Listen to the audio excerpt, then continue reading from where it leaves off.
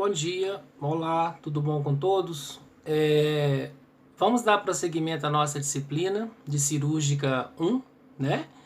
E hoje, gente, a gente vai pegar na literatura na página 14. Na última aula que eu passei para vocês, eu comentei, expliquei, dei exemplos falando sobre o protocolo, que é o ritual das fases das cirurgias, né? Na verdade, nós não pulamos esse protocolo, nós não pulamos esse ritual. Né? Na verdade, esse ritual ele só é burlado, né? Burlado assim quando existe uma emergência, assim quando existe uma urgência para que vocês entendam isso melhor. Principalmente quando vocês estiverem atuando na área, já tiverem já de plantões, vocês perceberão, cirurgias eletivas, a gente tem esse ritual.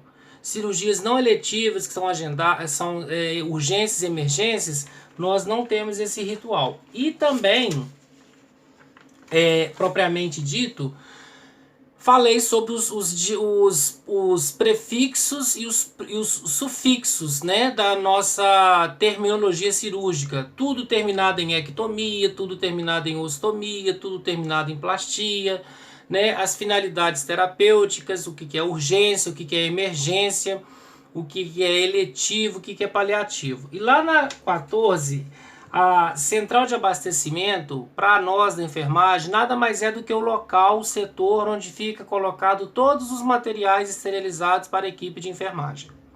A central de abastecimento ela pode também ser chamada de arsenal. Eu posso ir tanto no arsenal como eu posso ir na central de abastecimento. Tem algum problema o nome? Não, o setor é o mesmo. Ali fala que a central de abastecimento compreende o serviço dentro do hospital que prepara, controla e distribui todo o material profissional e também equipamentos. Então a central de abastecimento ela está junta com a CME, que é a Central de Material de Esterilização. Na verdade, a CME a gente sabe que ela é dividida em duas partes, área suja e área limpa. A área suja, por onde entra todos os materiais, o quê? Contaminado.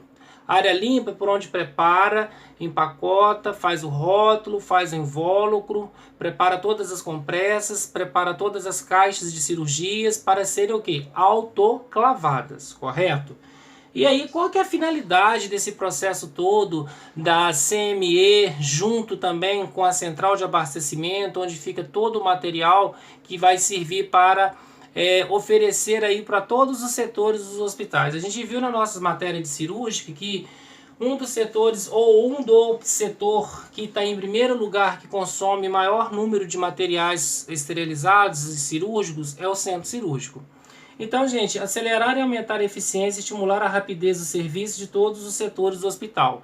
Então, na verdade, o hospital, com a evolução, com a tecnologia, com os estudos científicos, com a presença da ciência, com a presença dos pesquisadores, com a presença de cada vez mais de pessoas que estão buscando as pesquisas, estudando e comprovando aquilo sobre aquilo outro, há essa necessidade de esterilização, há essa necessidade de descontaminação, há essa necessidade de degermação, né? Há uma necessidade de ação de letalidade, há uma necessidade que a gente chama de tensão superficial, que é o encontro da bactéria junto com o agente químico. Então, é acelerar o processo de descontaminação, né? Fazer com que os materiais fiquem descontaminados, limpos, pronto para ser esterilizado. Essa também é a nossa finalidade. E as vantagens: economia em pessoal e material, uma vez com o aproveitamento de pessoal não profissional trabalhando sob competente supervisão adequadamente treinado para a função, é uma economia para o hospital, além de liberar o pessoal profissional para as funções técnicas. Na realidade, isso no Brasil não ocorre. Todos sabemos que quem esteriliza material é o técnico. Quem prepara o material é o técnico. Quem recebe esse material contaminado, que vem lá dos setores, que vem lá do expurgo, é o técnico, que trabalha onde? Na CME. E quem trabalha no arsenal? Quem trabalha na central de material? Quem trabalha na central de abastecimento? É o técnico. Eu sempre falo, um dos cuidados que nós, profissionais de enfermagem, tenhamos que ter, na verdade, é com o quê? com a data de vencimento, a data que está, no caso aí, expirando a validade desse material que está terminando aí o prazo de utilidade dele, né? É um dos cuidados primordiais que tenhamos que ter quando a gente sabe que aquele material, depois que vence, ele se torna contaminado novamente. A gente não pode utilizá-lo, né? Lá na página 15, a gente vê que a localização, tanto da central de abastecimento quanto a central, né, o arsenal, que é a mesma coisa, e a CME, que é a central de material de esterilização, por onde vai entrar material contaminado, por onde vai sair material esterilizado, tem que ficar um local próximo ao centro cirúrgico, porque é um dos locais que mais consome materiais. Seria importante se o centro cirúrgico ele mesmo tivesse a sua própria central, mas a gente sabe que economicamente isso não é viável para o hospital, né? Tá longe ainda de acontecer, mas que a gente sabe que é necessário que tenha esse setor que é de suma importância, né?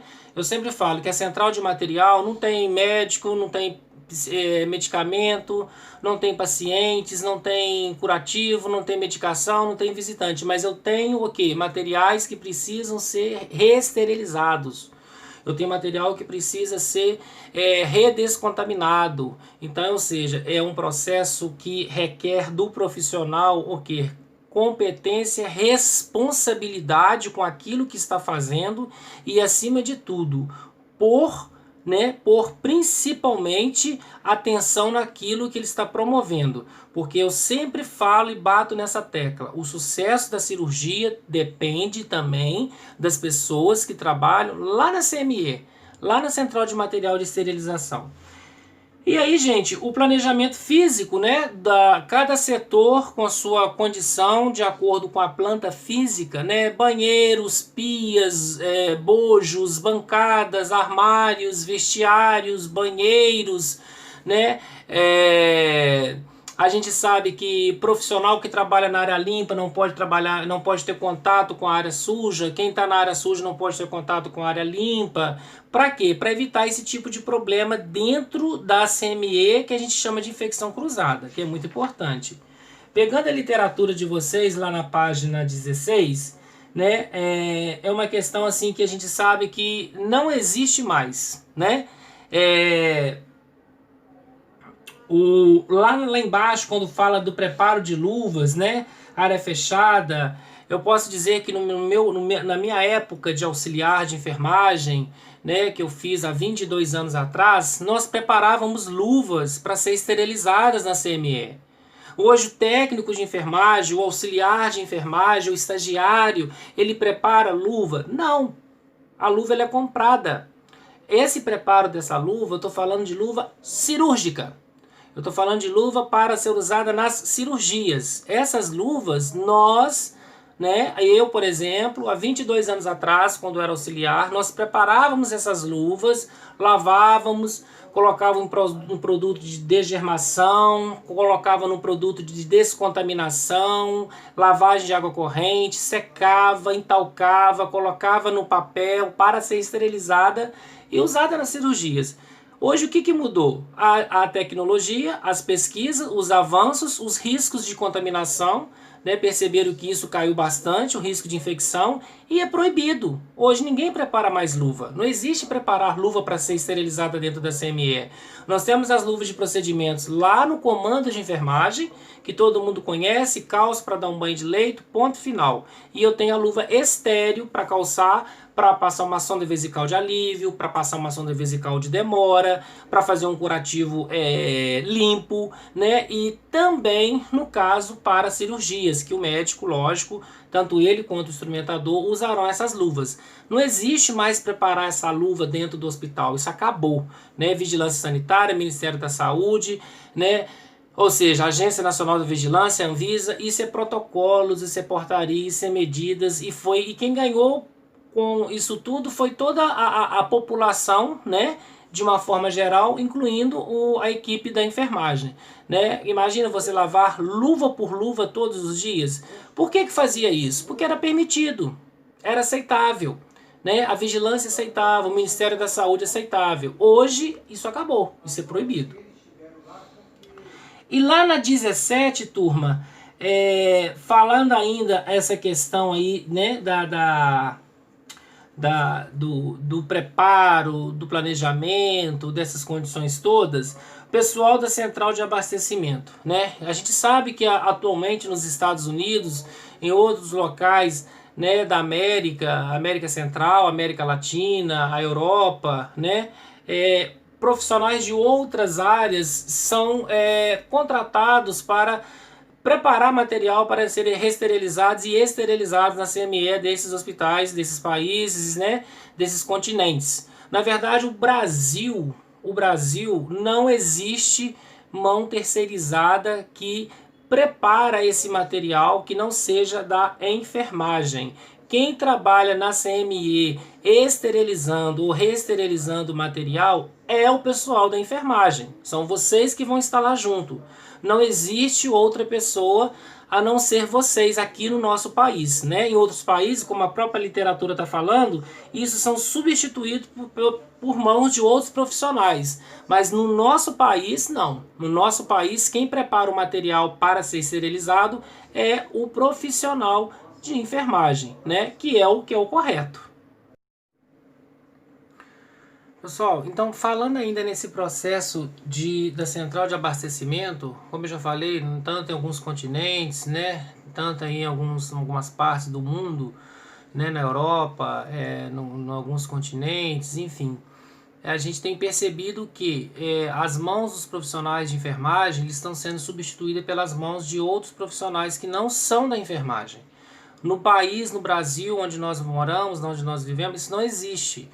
Vai lá na CME de qualquer hospital de qualquer parte do Brasil, você vai encontrar profissional de enfermagem que trabalha diretamente com material contaminado, né?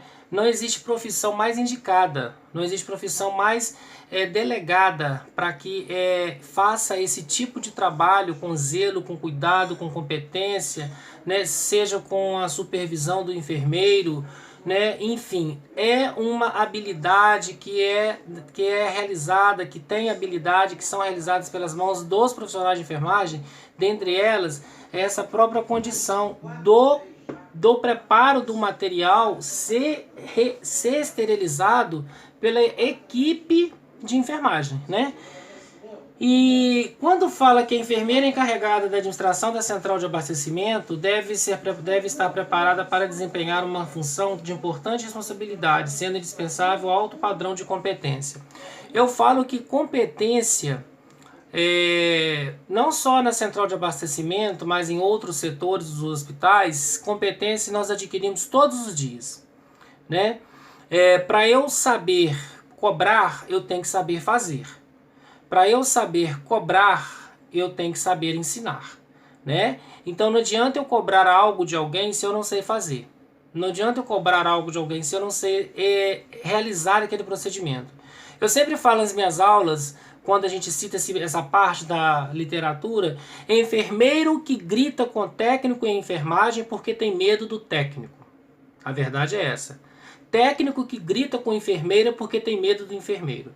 E nesse planejamento, né, que a gente vai começar a falar sobre ele agora, a gente tem que ter um com o outro, que é uma hierarquia, né, a ser seguida, é respeito.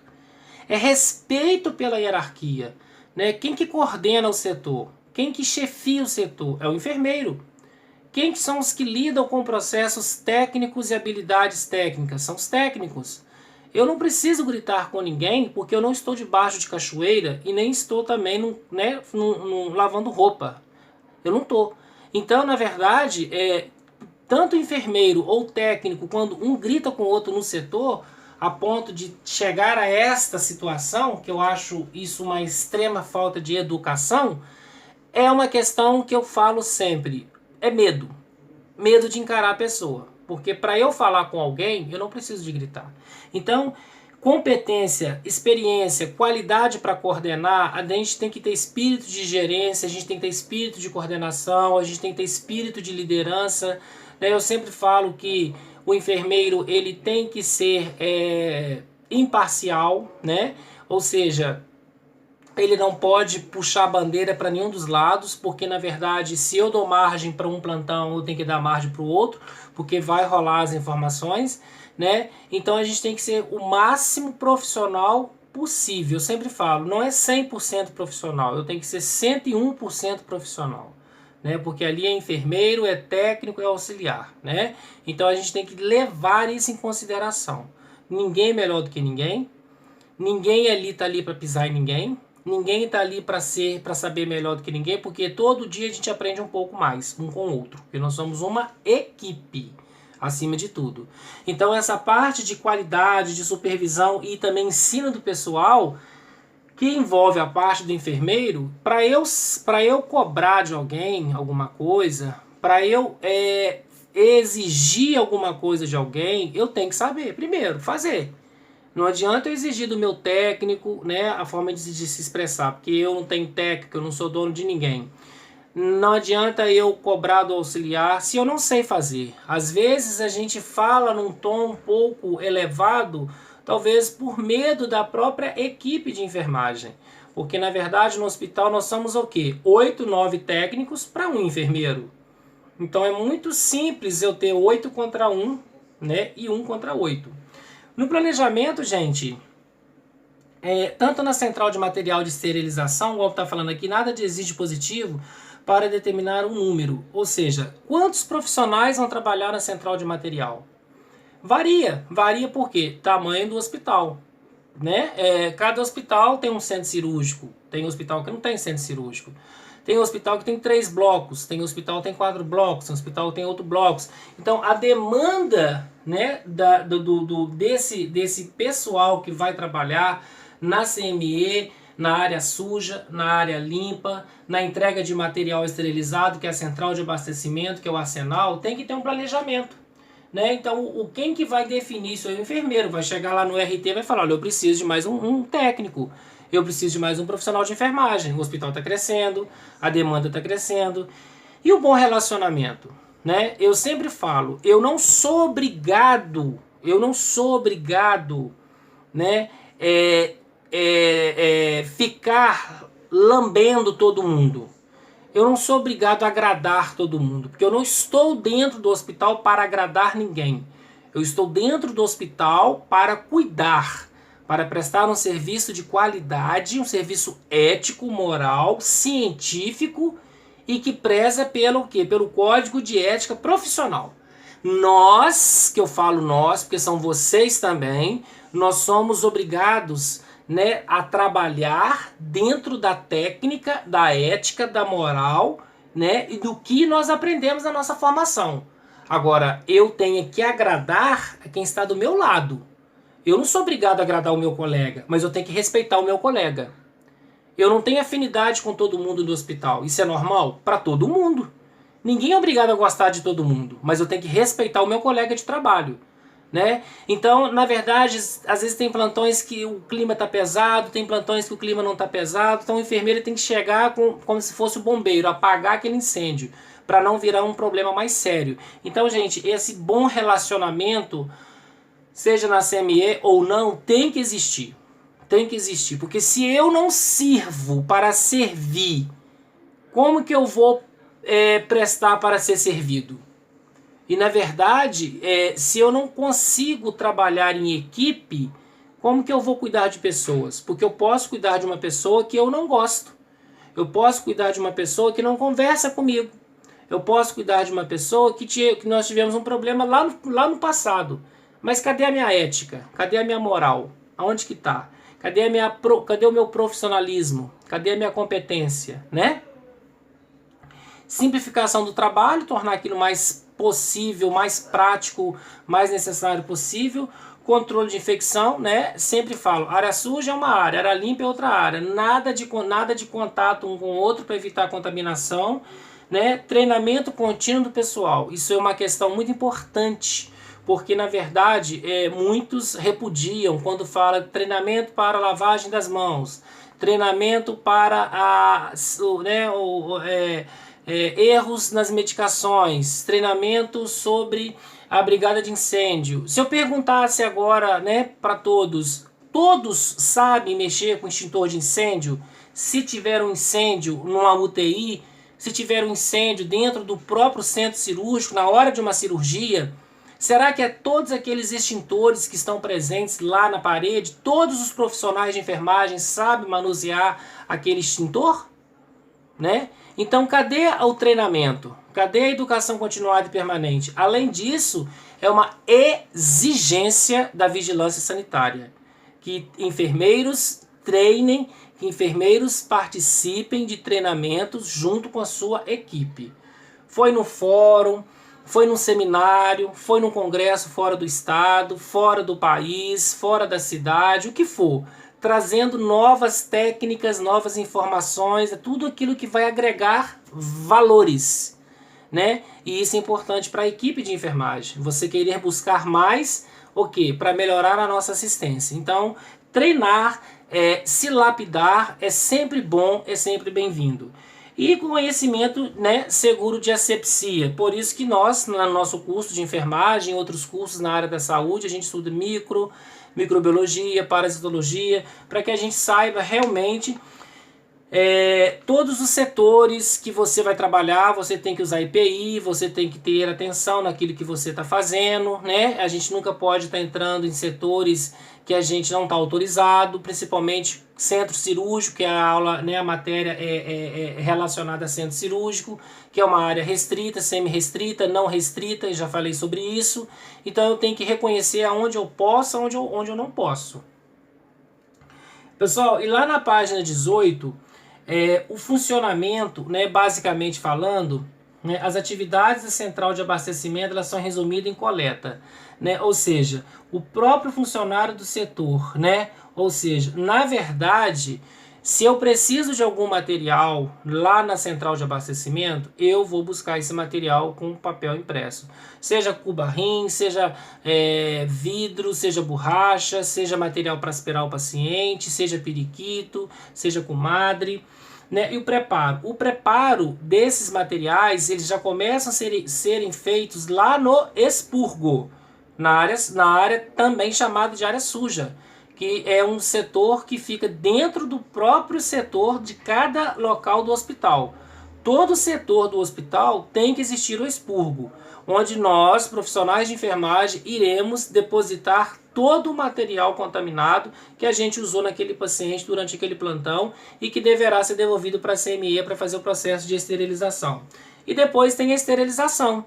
Né, passou pela área suja, fez o processo de lavagem, de descontaminação, de degermação, né, hipoclorito, né, hexaclorofeno, cloroxidina, colocou tudo em processo de submersão, imersão, né, ação de concentração. Tudo isso para quê? Para que o material seja o mais limpo possível, para passar para áreas limpas, para ser reesterilizado pela mão do técnico e para ser usado pelas mãos dos profissionais, tanto de enfermagem como os profissionais médicos, né? Então, na verdade, a CME, gente, como eu sempre falo, é um setor importante que tem um peso enorme com relação a todo o hospital. Qualquer erro, né, técnico, qualquer erro que ocorrer dentro da CME, a gente pode colocar em risco a cirurgia desse paciente, pode colocar em risco a qualidade de vida, não só do paciente, como do médico, como se ocorrer um acidente ocupacional dentro do próprio setor, que é um acidente de trabalho. Então, que todo mundo trabalhe com consciência, com ética, com profissionalismo e com responsabilidade. Bom, pessoal, ainda falando de contaminação, né, nesse controle de contaminação, né, a gente tem que tomar muito cuidado com os materiais que a gente manipula todos os dias, né? E como a literatura fala, é que a remoção dos artigos contaminados o mais breve possível. Segundo a literatura, né, segundo aí alguns autores, os artigos que a gente fala sobre ele são os materiais. Então eu tenho, segundo a classificação, o risco potencial de contaminação que pode gerar infecção, que é classificada por artigos.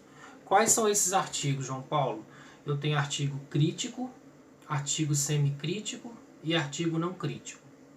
O artigo crítico é todo aquele material que entra em contato direto com a circulação sanguínea do paciente, seja scalp, seja gelco, seja uma agulha, seja uma lâmina de bisturi, seja um material, um instrumento cirúrgico que está mal esterilizado.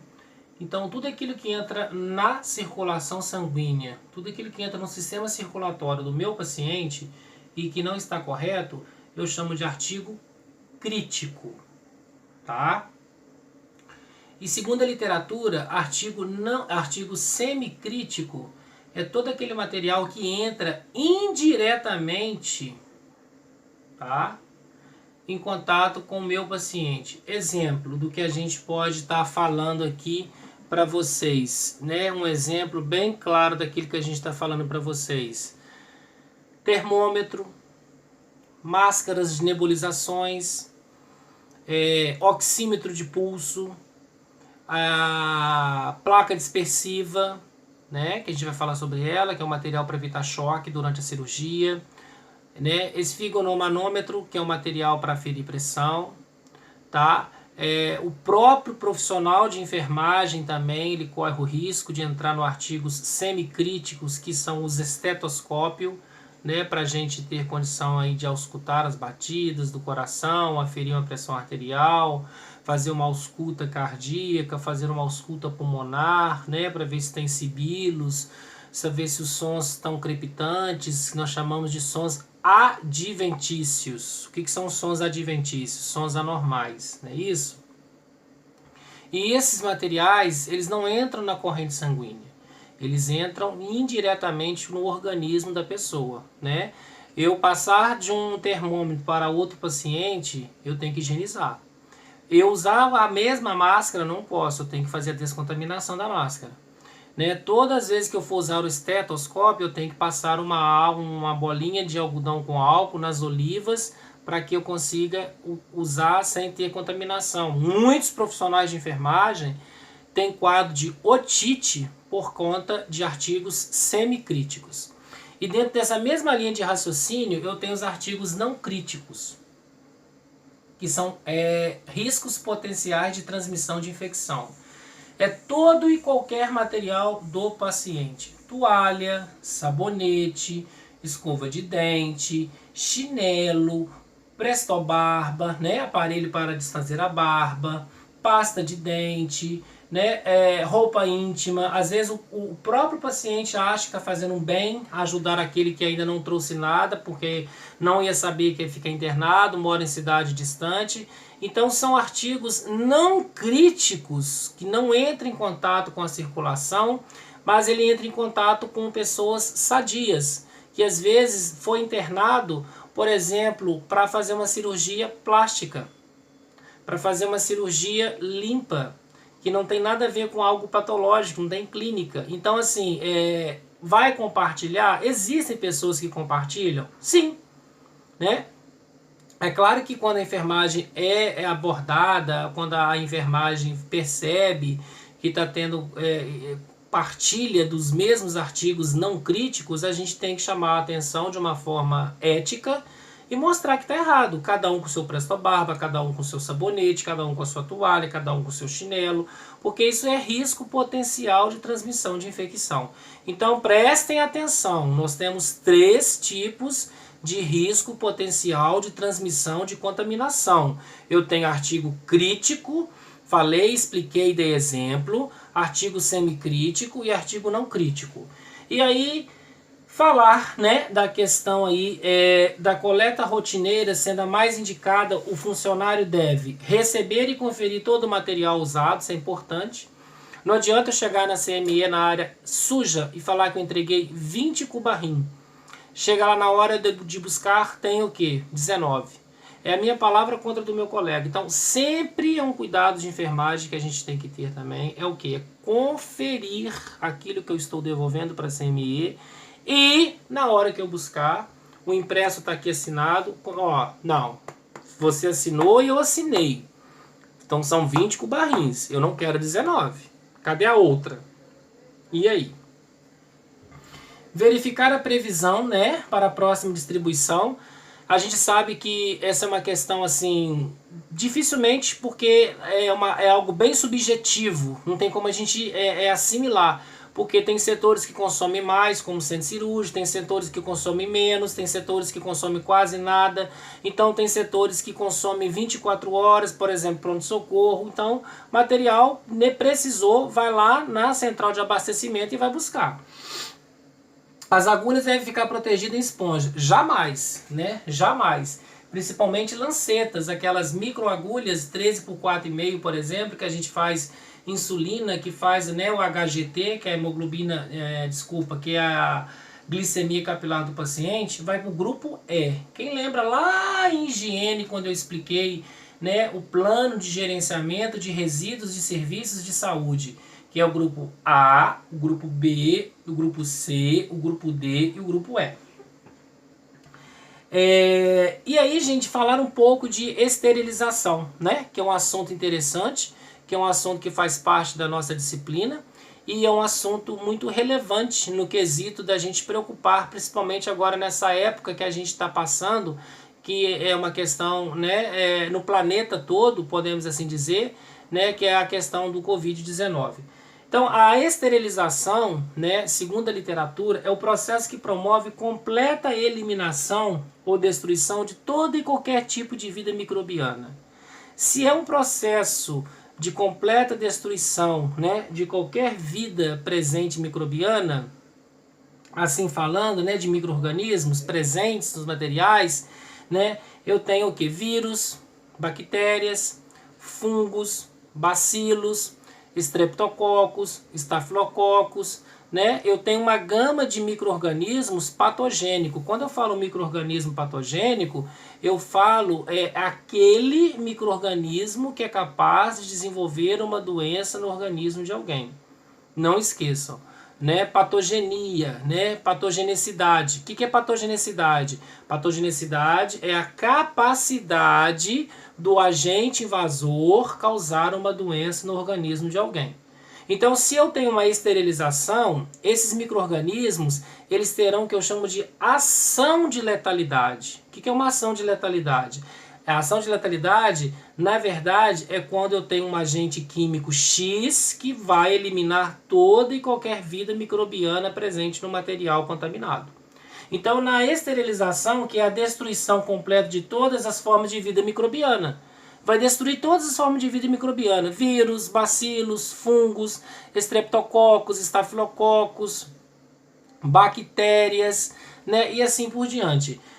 E aí, gente, quais os tipos de esterilização que a gente tem? Principalmente no hospital, né, onde vocês vão passar pelo estágio, já estão passando pelo estágio, daqui a alguns tempos estarão trabalhando, né? A gente tem esterilização por água, que vai gerar um vapor dentro da autoclave, que eu chamo de esterilização úmida, né? Porque é uma esterilização que eu coloco a água destilada na autoclave. Aqui a literatura fala vapor sob pressão, que é uma autoclave.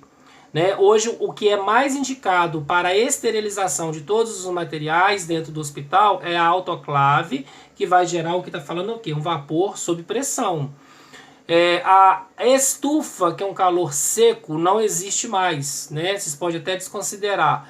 Existiu? Existiu. Hoje não existe mais. Não estou falando mal, muito pelo contrário. A gente está aqui para aprender. Salão de beleza, salão de esteticistas, salão de podólogas, pessoas que mexem com materiais, tem que ser autoclave. Para esterilizar o material tem que ser autoclave. Não pode ser estufa mais.